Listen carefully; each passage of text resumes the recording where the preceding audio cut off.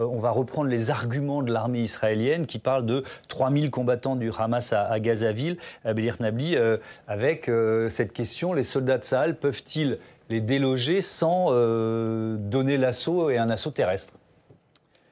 Surtout, la question qui se pose, c'est quelle crédibilité pour ce type d'argument, puisque c'est un argument récurrent dont on a eu l'occasion, malheureusement, de vérifier son caractère absolument inconsistant. Je donnerai juste un exemple. Rappelez-vous la première attaque d'un hôpital à Gaza, Al-Shifa. Le discours, le narratif israélien consistait à présenter cet hôpital comme couvrant le quartier général du Hamas, rien que ça. Force est de constater qu'il n'en était qu'il n'en était rien, et que ce qui devait consister ou représenter une exception est devenu la norme, puisqu'il ne reste plus aucun hôpital vierge de toute attaque militaire, et que ce type d'argument n'est même plus mobilisé. Ouais.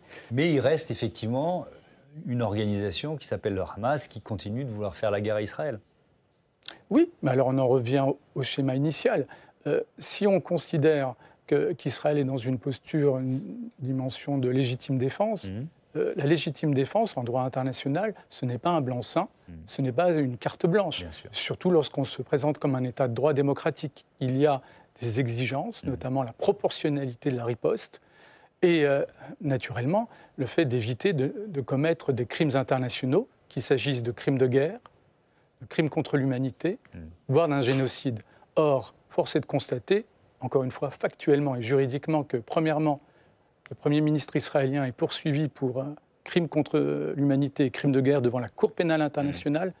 J'allais dire pire, parce que historiquement c'est ce qui restera, en attendant la décision de fond de la CIJ, la Cour internationale de justice cette fois-ci, c'est l'État d'Israël, pas le gouvernement de suprémacistes, juifs, etc.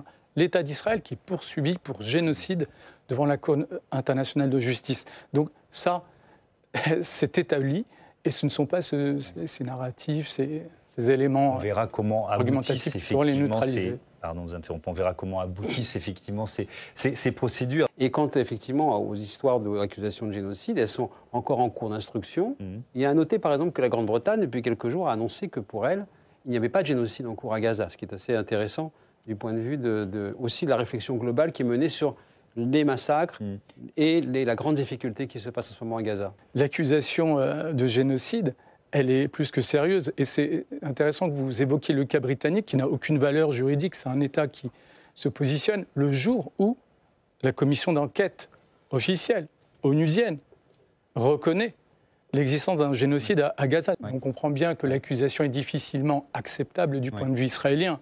Mais là, on parle de la commission d'enquête officielle de l'ONU. Ce n'est pas une entité, ce n'est pas un État. Cette puissance occupante, donc Israël, exige, alors qu'en fait, du point de vue du droit international, elle n'a rien à exiger.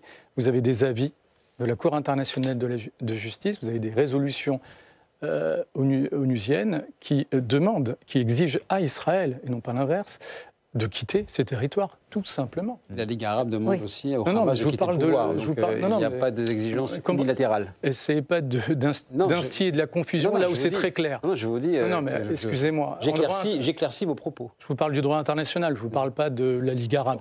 Donc du point de vue du droit international, cher monsieur, Israël est obligé de quitter ses territoires en Cisjordanie. Elle viole le droit international depuis des résolutions qui datent des années 60. Je rappellerai que d'après le dernier avis en date en la matière de la Cour internationale de justice, le système mis en place par Israël en Cisjordanie relève d'un système d'apartheid, je reprends le terme utilisé, et que donc il n'y a rien à négocier.